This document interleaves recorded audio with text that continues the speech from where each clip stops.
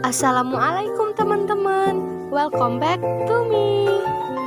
Di video ini saya akan membahas tentang ekonomi di Indonesia. Wah teman-teman, menarik banget nih materinya, sama seperti materi minggu lalu.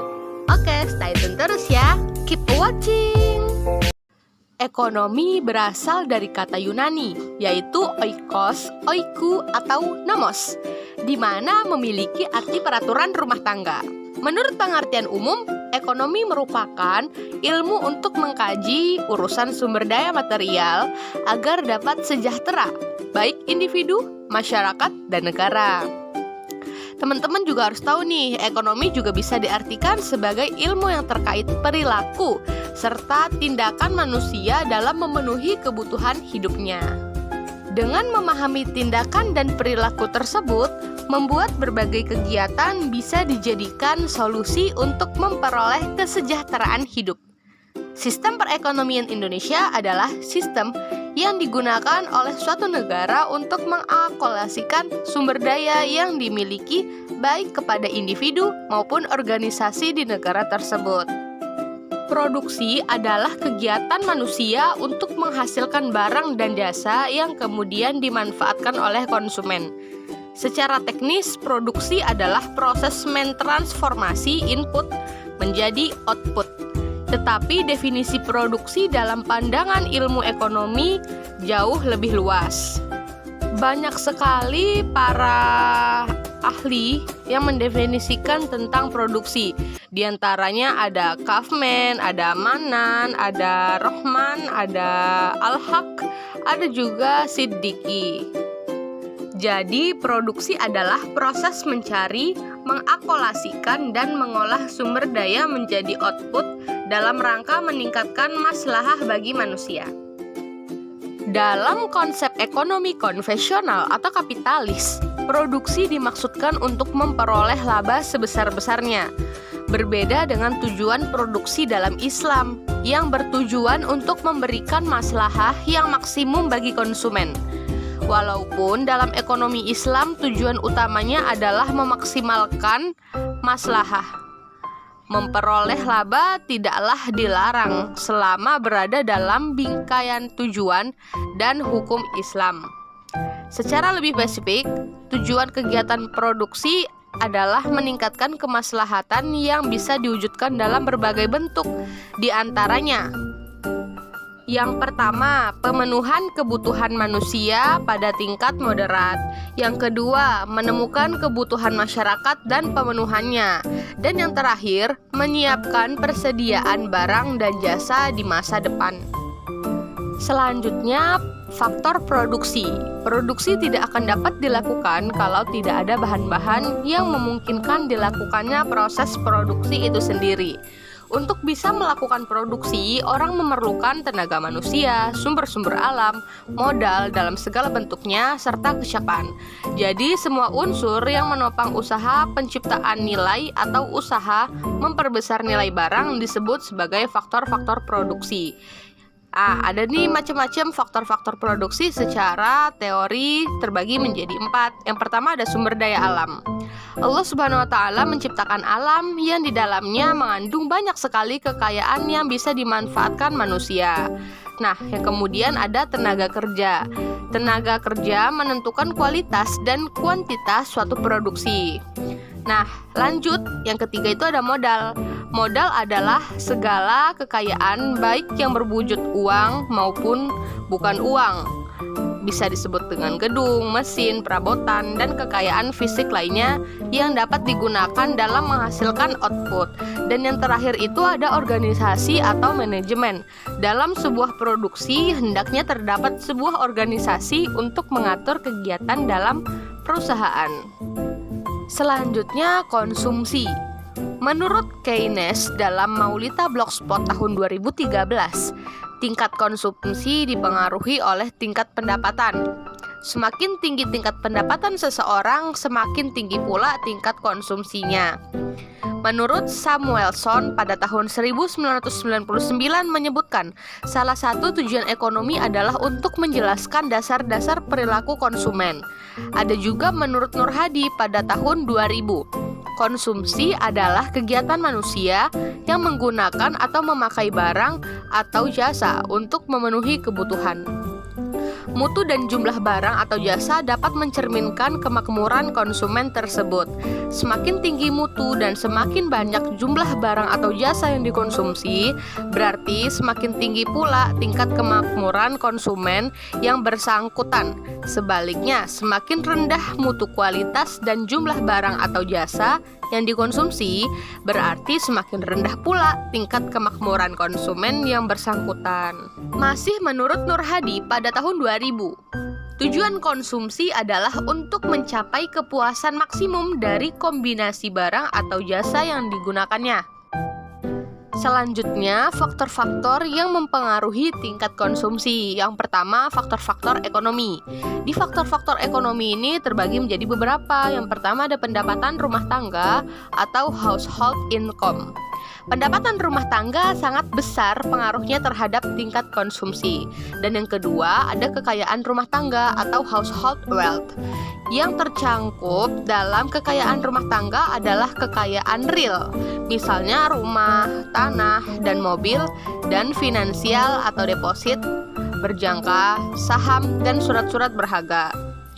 Yang ketiga ada tingkat bunga atau interest rate. Tingkat bunga yang tinggi dapat mengurangi konsumsi. Dengan tingkat bunga yang tinggi, maka biaya ekonomi dari kegiatan konsumsi akan semakin mahal. Dan yang keempat ada perkiraan tentang masa depan atau household expectation about the future. Jika rumah tangga merasa masa depannya semakin baik, mereka akan lebih leluasa untuk melakukan konsumsi. Yang kedua, faktor-faktor non-ekonomi. Faktor-faktor non-ekonomi yang paling berpengaruh terhadap besarnya konsumsi daerah adalah faktor sosial budaya masyarakat. Misalnya berubahnya pola kebiasaan makan, perubahan etika dan tata cara nilai, karena ingin meniru kelompok masyarakat lain yang dianggap lebih hebat. Faktor-faktor lain yang berpengaruh terhadap pengeluaran konsumsi, yaitu banyaknya kekayaan masyarakat dalam bentuk alat-alat liquid. Kemudian ada banyaknya barang-barang konsumsi tahan lama dalam masyarakat. Yang ketiga, mengurangi pengeluaran konsumsi masyarakat. Yang keempat, menambah pengeluaran untuk konsumsi. Barang-barang konsumsi terpakai lama umumnya harganya mahal. Selanjutnya, fungsi konsumsi. Fungsi konsumsi adalah suatu kurva yang menggambarkan sifat hubungan di antara tingkat konsumsi rumah tangga dalam perekonomian dengan pendapatan nasional atau pendapatan disposable perekonomian tersebut. Fungsi konsumsi dapat dinyatakan dalam persamaan C sama dengan A plus BY, di mana A adalah konsumsi si rumah tangga ketika pendapatan nasional adalah 0. B adalah kecondongan konsumsi marginal, serta C adalah tingkat konsumsi, dan Y adalah tingkat pendapatan nasional. Kemudian ada faktor yang mempengaruhi tingkat konsumsi masyarakat. Menurut Supermoko, terdapat beberapa variabel yang mempengaruhi konsumsi selain dari pendapatan, meliputi yang pertama ada selera. Konsumsi masing-masing individu berbeda, meskipun individu tersebut mempunyai umur dan pendapatan yang sama. Hal ini disebabkan karena hanya ada perbedaan selera pada tiap individu. Yang kedua, faktor sosial ekonomi. Faktor sosial ekonomi misalnya umur, pendidikan, dan keadaan keluarga juga mempunyai pengaruh terhadap pengeluaran konsumsi.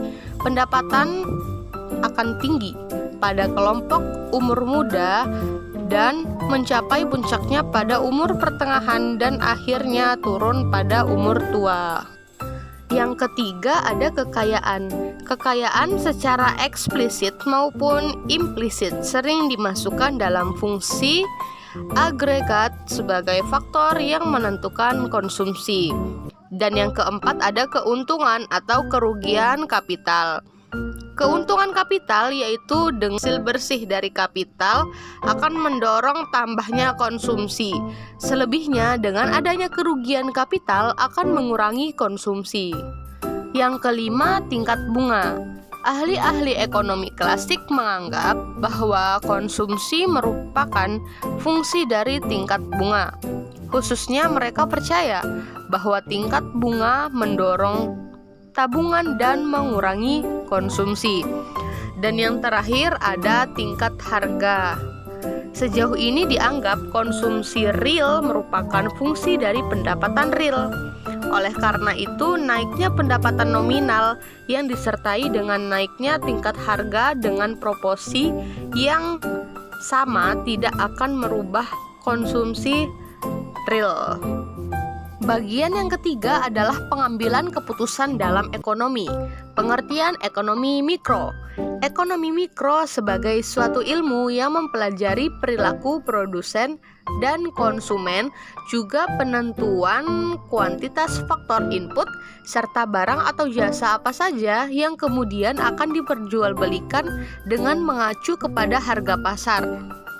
Beberapa aspek analisis dalam ekonomi mikro sendiri diantaranya model-model pasar, industri, analisis manfaat, teori permintaan, analisis biaya dan penawaran, elastisitas, teori produksi, hingga teori harga. Banyak pengertian ekonomi mikro menurut para ahli. Yang pertama ada Mary E. Merson dan William M. Snell. Yang kemudian ada David Misos, kemudian ada Adam Smith, ada N.G. Mankiw, dan ada juga Sadono Sukirno, serta ada David Ricardo, juga ada Marshall dan Picoult. Selanjutnya, ruang lingkup ekonomi mikro. Ruang lingkup ekonomi mikro sendiri mempelajari seputar hal-hal yang melingkupi perilaku konsumen dan pasar di sektor individu atau perusahaan. Konsumen dan produsen sendiri merupakan individu pada setiap rumah tangga, organisasi, masyarakat, dan perusahaan. Ketahui apa saja ruang lingkup pada ekonomi mikro. Berikut ini beberapa di antaranya. Yang pertama ada interaksi di pasar barang. Pasar merupakan tempat pertemuan antara permintaan dan penawaran. Pasar juga menjadi tempat di mana penjual dan pembeli dapat bertemu untuk dapat melakukan transaksi jual beli. Yang kedua, perilaku penjual dan konsumen. Keduanya memiliki sifat rasional, di mana penjual menginginkan keuntungan maksimal dan pembeli menginginkan kepuasan optimal dari segi kualitas dan harga produk. Yang ketiga, interaksi di pasar faktor produksi. Dari sisi penjual memiliki produk yang memenuhi kebutuhan manusia, juga membutuhkan faktor produksi dengan cara membelinya. Sementara dari konsumen membutuhkan uang dalam memenuhi kebutuhannya.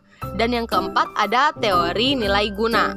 Mempelajari bagaimana suatu barang menghasilkan kegunaan atau kepuasan pada konsumen yang membeli atau mempergunakan barang produksi tersebut.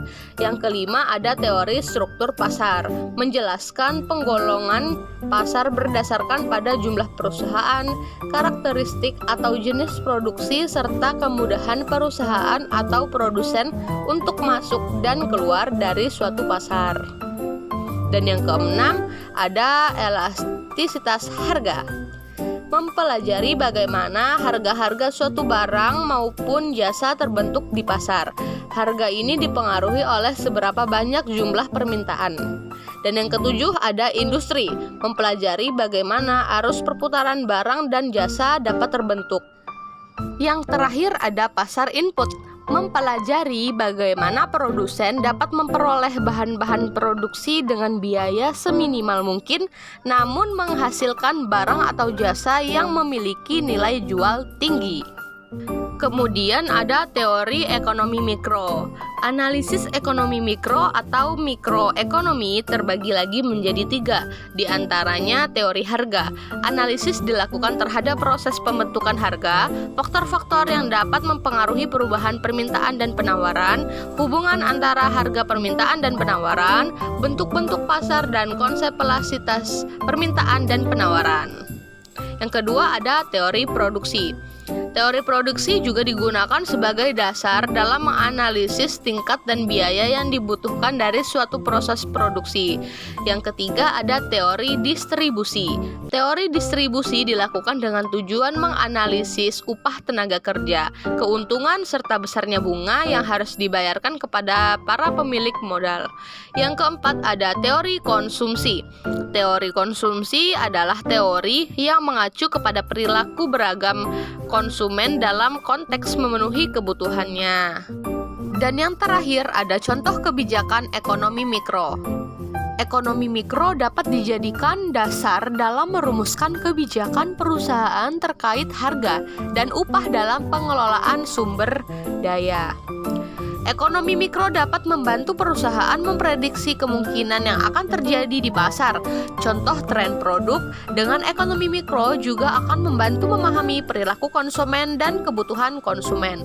Dengan ekonomi mikro juga akan membantu mengetahui perputaran produk. Berikut inilah beberapa contoh kebijakan ekonomi mikro. Yang pertama, ada kebijakan harga terendah. Kebijakan harga terendah ditetapkan ketika dalam kondisi jumlah penawaran lebih besar dari jumlah permintaan, sehingga menyebabkan penumpukan produk dan tidak semua masyarakat membeli produk tersebut, hingga kemudian produk dijual dengan harga yang semurah-murahnya. Yang kedua adalah kebijakan harga tinggi. Kebijakan harga tertinggi ditetapkan ketika kondisi pasar mengalami ketidakpastian harga, yaitu melonjaknya harga menjadi sangat tinggi. Kebijakan ini kemudian dapat terjadi karena jumlah penawaran yang rendah sehingga jumlah permintaan meninggi. Oke teman-teman, mungkin segitu dulu penjelasan dari saya tentang ekonomi di Indonesia. Terima kasih teman-teman. Maaf apabila ada kesalahan dalam penyampaian selama video ini berlangsung. Wabillahi taufiq wal hidayah. Assalamualaikum warahmatullahi wabarakatuh.